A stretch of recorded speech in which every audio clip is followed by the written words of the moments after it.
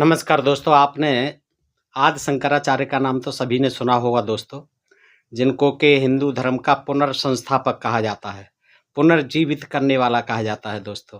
तो आज उनके जो है जीवन के बारे में हम थोड़ा बताते हैं आपको, और फिर जो बहुत ही संवेदनशील मुद्दा है, उनके जीवन से जुड़ा हुआ, जिसमें कि उनकी जब माता की निधन हो जाता है, माता की देह छूट जाती है, तो वो पहुँचते हैं, बहुत दूर से आते हैं खबर मिलते ही।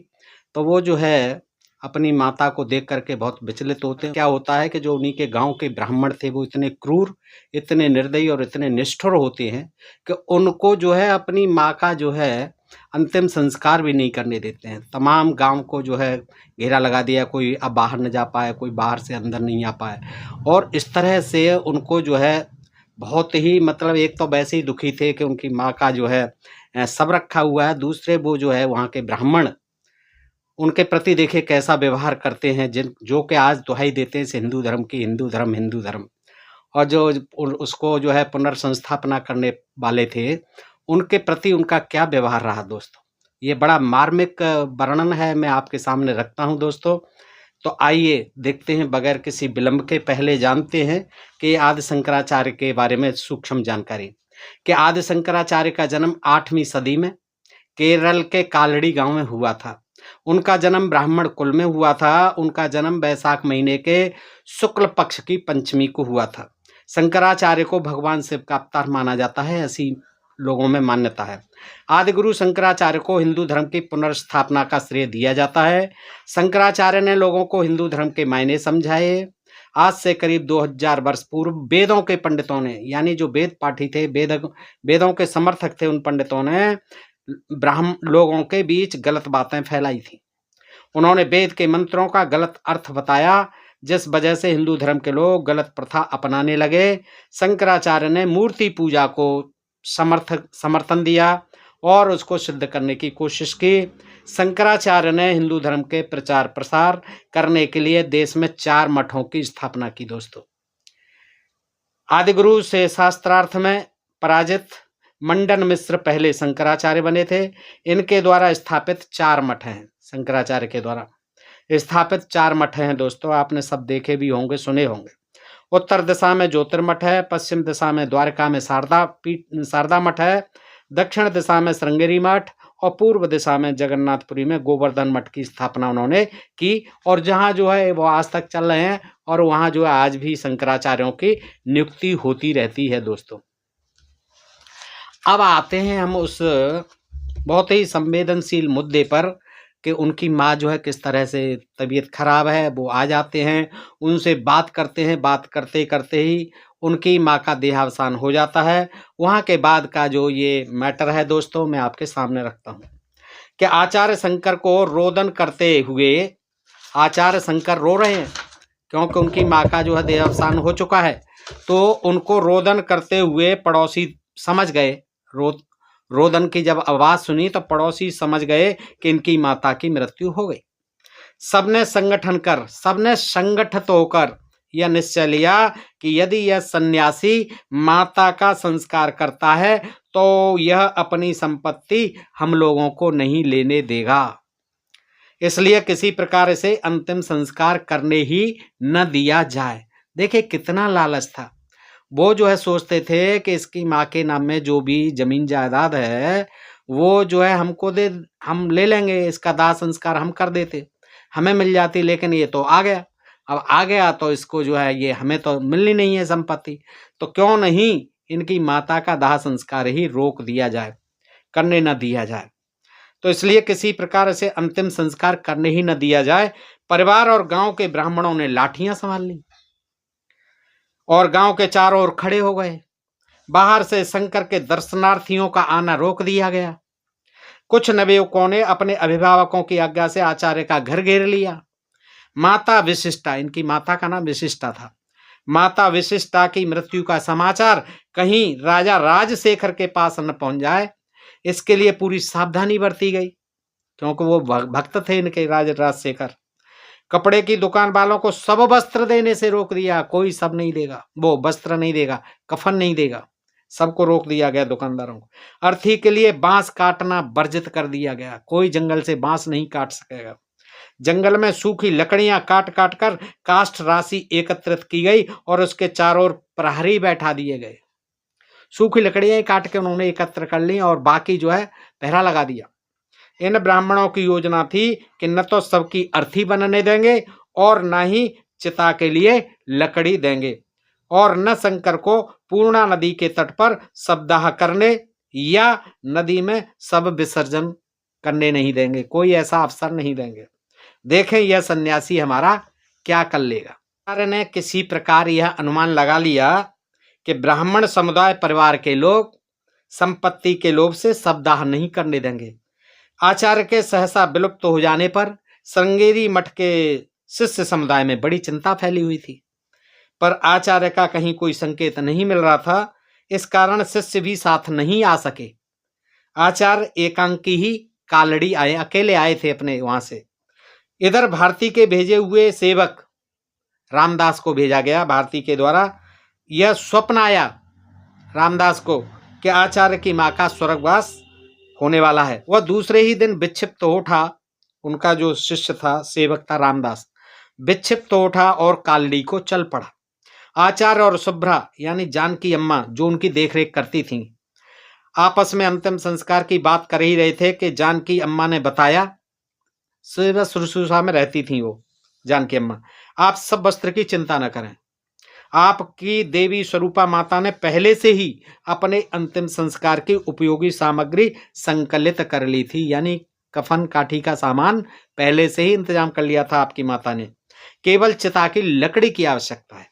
शंकराचार्य ने जानकी अम्मा से कहा, कहीं कुल्हाड़ी मिल जाती तो जंगल से सूखी लकड़ियां काटकर चिता बना ली जाती। इतने में ही रामदास लट्ठ लेकर भीड़ को चीरता हुआ ग्राम के समीप आ पहुंचा। लगभग 6 हाथ ऊंचा छड़ा जवान रामदास राजस्थानी, लंबी चौड़ी पगड़ी बांधे, एक हाथ से विशाल मूछों पर ताव देते, दूसरे हाथ में लंबा लोह जड़ित लट्ठ लिए निर्भीक भाव से जब भीड़ में घुसने लगा तो उसका विशाल गौरवर्ण देखकर किसी ने उसे इंद्र समझा, किसी ने रुद्र समझा और किसी ने साक्षात धर्मराज समझकर स्वतः मार्ग दे दिया। उसने आचार्य के चरणों पर मस्तक रख दिया। कक्ष में पड़ी हुई माता विशिष्टा के चरणों में लोट-पोट कर रोने लगा। उसने जो स्वप्न देखा था उसको साक्षात होते देख रामदास विस्मित हो उठा। आचार्य सेवक रामदास को पहचान गए। उन्हें यह आश्चर्य हुआ कि वह यहाँ कैसे पहुंच गया इतनी दूर से। आचार्य ने पूछा, रामदास तुम यहाँ कैसे पहुंच गए? रामदास का गला भर आया, रोते रोते बोला, आचार्य मैं स्वयं नहीं जानता कि ईश्वर ने मुझे यहाँ कैसे पहुंचा दिया। मुझे पश्चाताप हो रहा है कि मैं इससे पूर्व पूजनीय माताजी की सेवा में उनके जीवित अवस्था में क्यों नहीं पहुंच पाया। पूज्य आचार्य प्रवर, अपना सारा वृतांत पीछे सुनाऊंगा, आज्ञा दीजिए इस समय क्या करना है। गांव के चारों ओर लट्ठ लिए नंग धड़ंग ब्राह्मण लंबा लंबा टीका लगाए, जनेऊ लटकाए, लंगोट कांचे क्यों घूम रहे हैं? शुभ्रा जानकी अम्मा सबके समीप बैठी रो रही थी। बाहर से आचार्य और रामदास का वार्तालाप सुनकर उन्हें पहली बार ज्ञात हुआ कि गांव के ब्राह्मणों ने आगंतुकों को रोकने के लिए घेरा डाल रखा है। उनका माथा ठनका, समझ गई कि शवदाह में बाधा डालने को गांव और परिवार वाले तुले हुए। उन्होंने कभी कल्पना भी नहीं की थी कि किसी पास पड़ोस के वन विभाग से सूखी लकड़ियां काटकर परिवार वालों ने उन्हें अपने अधिकार में करा लिया हुआ। पहले से ही काट के अपने अधिकार में कर ली सूखी सूखी लकड़ियां। अंत्येष्टि क्रिया के लिए सब वस्त्र, नारियल, घृत तथा अन्य आवश्यक पदार्थ तो माता आर्यम्बा ने जीवित अवस्था में ही संकलित कर लिए थे, पर उन्हें स्वप्न में भी यह ध्यान नहीं था कि गांव वाले चिता के लिए सूखी लकड़ी भी नहीं लेने देंगे। जो ब्राह्मण अपरिचित सबके अंत्येष्टि संस्कार का उपक्रम करना धर्म समझते थे, देखिए, जो ब्राह्मण अपरिचित सबका भी अंत्येष्टि संस्कार करना धर्म समझते थे, जो संस्कार कार्य में बाधा डालना अधर्म मानते थे, उसी ब्राह्मण कुल में आज मानव दानव सा कैसे हो गया? विधाता की क्या लीला। आचार्य ने भी यह अनुमान नहीं लगाया था कि परिवार वाले संपत्ति के मिथ्या मोह में पतन की सीमा तक चले जाएंगे। रामदास को देखकर जानकी अम्मा का साहस बढ़ गया। उन्होंने रामदास को समीप बुलाकर समझाया कि अंत्येष्टि की सारी सामग्री विद्यमान है। किसी प्रकार पूर्णा नदी के तट पर चिता तैयार करनी है और वहां मात स्त्री का शव ले जाने के लिए अर्थी निर्माण करनी है। वह यह कुल्हाड़ा लो, हमारा अपना ही जंगल नदी के किनारे दक्षिण दिशा में पहले नाले के उस पार स्थित है। वहां बांस का जंगल तुम्हें मिलेगा। रामदास से कह रही हैं, उसमें से 2 बांस काटना। सूखा चंदन का पेड़ मिल जाए या आम आंवला बेल में से किसी का सूखा पेड़ मिल जाए तो उसकी लकड़ी एकत्र कर लेना। इस गांव में किसी से विवाद नहीं करना। गांव वाले कितनी भी बाधा डालें, ये जानकी अम्मा समझा रही हैं, तुम किसी से लड़ाई मत करना। आज इस विषाद के अवसर पर किसी से कलह करना ठीक नहीं। किसी प्रकार केरल महाराजा राजशेखर को हमारा समाचार मिल जाए तो हमारा सारा संकट टल जाए। रामदास नाले के पास पहुंच गया और नाले के दोनों ओर सूखा पेड़ खोजता रहा, पर जंगल का जंगल पार करके भी कहीं सूखी लकड़ी दिखाई नहीं पड़ी। उसे बड़ा आश्चर्य हुआ कि कैसा जंगल है। बेचारा क्या जानता था कि सूखे पेड़ तो पहले से ही एक एक कर काटे जा चुके हैं। जंगल में घूमते घूमते मध्याह्न होने लगा। उसकी समझ में कुछ न आया कि वह क्या करे। सोचते सोचते उसे एक उपाय सूझा। अब वह सूखे पेड़ न खोजकर हरे हरे पेड़ों पर सूखी लकड़ियां ढूंढने लगा। जहां कहीं सूखी डाल दिखाई पड़ जाती उसे काटने को पेड़ पर चढ़ जाता। इस प्रकार आधी सूखी आधी गीली डालियां काट काट कर एकत्र करने लगा। जब एक बड़ा गट्ठर बनाने की योग्य लकड़ियां इकट्ठी हो गई तो जंगल से एक प्रकार की घास काटकर उसकी एक रस्सी तैयार कर ली, जिससे लकड़ी का गट्ठर बांध लिया और सिर पर लेकर पूर्णा नदी के तट पर रखाया। आचार्य के पास आकर सारा वृतांत सुनाया। आचार्य समझ गए कि गांव वाले सूखी लकड़ियां पहले ही काटकर अपने अधिकार में कर चुके हैं। आचार्य ने रामदास को समझाते हुए कहा, कुछ चिंता मत करो। मातश्री के प्रताप से आज हरी लकड़ियां भी चिता पर भीड़ की सूखी लकड़ी के समान जलने लगेंगी। आओ मेरे साथ चलो, हम दोनों माता के जंगल से हरी झाड़ियां काट कर ले आएंगे। रामदास पीछे पीछे, आचार्य आगे आगे चल पड़े। रामदास के डर के मारे किसी ने आचार्य को नहीं टोका। उन्हें तो विश्वास था कि सूखी लकड़ियां तो मिलेंगी नहीं, चिता जलेगी कैसे। चिता तो उस समय बनाने देंगे, सूखी लकड़ियां तब देंगे जब शंकर अपनी सारी संपत्ति हम लोगों के नाम लिख देंगे। न तो हम इन्हें अंतिम संस्कार करने देंगे और न ही स्वयं पूर्णा नदी के तट पर जलाएंगे। लाश इसी घर में सड़ती रहेगी। ऐसा उन्होंने संकल्प कर लिया ब्राह्मणों ने। आचार्य रामदास के साथ चतुर्दिक फैले उपवन में पहुंचे। हरे झाड़ झंकाड़ में से मोटी मोटी लकड़ियां काटी, उनके गट्ठर बनाए। एक गट्ठर रामदास के सिर पर रखा और दूसरा अपने मस्तक पर। आचार्य और रामदास सिर पर गट्ठर रखे घर की ओर चल पड़े। उन्हें यह आभास मिल गया था कि पूर्णा नदी के तट पर गांव वाले ठट के ठट बैठे हुए हैं, वे चिता नहीं बनने देंगे। आचार्य ने कलह से बचने के लिए गृह द्वार पर ही चिता बनाने का निश्चय किया, क्योंकि वहां तो लठ ले लेकर पहुंच गए थे शमशान घाट में कि यहां तो बनाने ही नहीं देंगे चिता। तो उन्होंने निश्चय किया कि अपने घर के दरवाजे पर ही क्यों नहीं ये कर लिया जाए। रामदास और आचार्य ने चिता सजाई।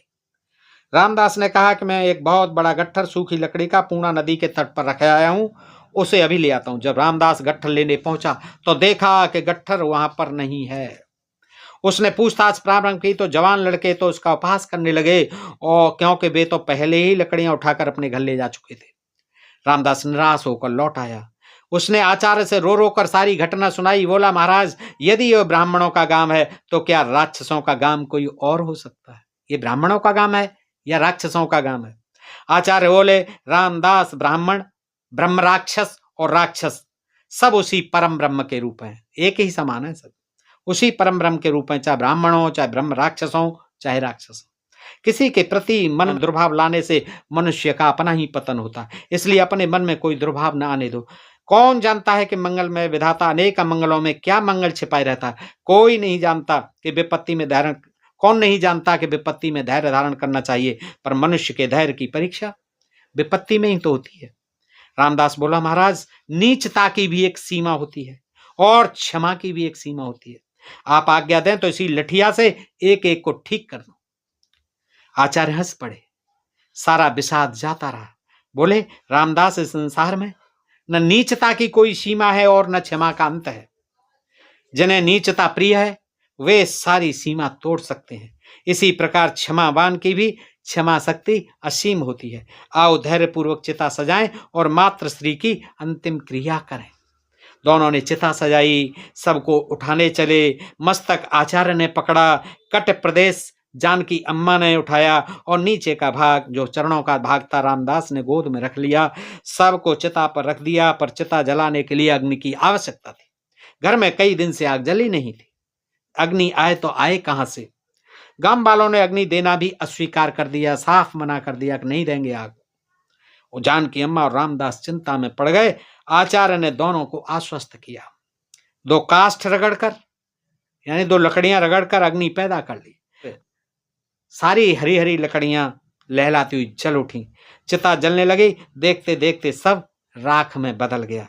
शब्दहा की यह अलौकिक कहानी गांव वालों को ज्ञात हो गई कि बिना आग और सूखी लकड़ी पाए इस सन्यासी ने माता का अंत्येष्टि संस्कार कैसे कर दिया। दोस्तों, इस तरह से मैंने ये जानकारी आपको दी, और ये जानकारी आपको कैसी लगी बताइए कमेंट करके। अच्छी लगी हो तो अपने मित्रों को भी बताएं दोस्तों। और इस कहानी से, इस विवरण से, इस जानकारी से ये प्रतीत होता है कि देखिए, जो इसने हिंदू धर्म के पुनर्स्थापना के लिए इतना बड़ा संघर्ष किया, इतना बड़ा काम किया, 4 मठों की स्थापना की, मूर्ति पूजा को दोबारा से प्रतिस्थापित किया, उन लोगों को सोचना चाहिए था कि ये हमारा जाति भाई है, लेकिन उन्हीं जाति भाइयों ने कितना उसे सताया, इसको शंकराचार्य को, उनको कितना सताया। उनकी माँ के लिए न तो चिता बनाने की लकड़ियाँ दी, न उनको कोई आग दी, और न ही उनको जलाने दे रहे थे दोस्तों। तो इतना भी क्रूरता और निर्दयता की पराकाष्ठा आपने इस प्रसंग में देखी कि ब्राह्मण इतने भी क्रूर होते हैं, वो भी इतने महान पुरुष के लिए, अपने ही धर्मात्मा पुरुष के लिए और अपने ही कुटुंब परिवार के, गाँव के आदमी के लिए दोस्तों। इसी के साथ आपसे अनुरोध करता हूं कि अपने प्रिय चैनल ढोल में पोल को सब्सक्राइब करते रहें। फिर मिलते हैं ऐसे ही किसी प्रसंग के साथ अगले वीडियो में। तब तक के लिए आप सब मित्रों से हृदय से आभार, नमस्कार, जय भारत, जय इंडिया दोस्तों।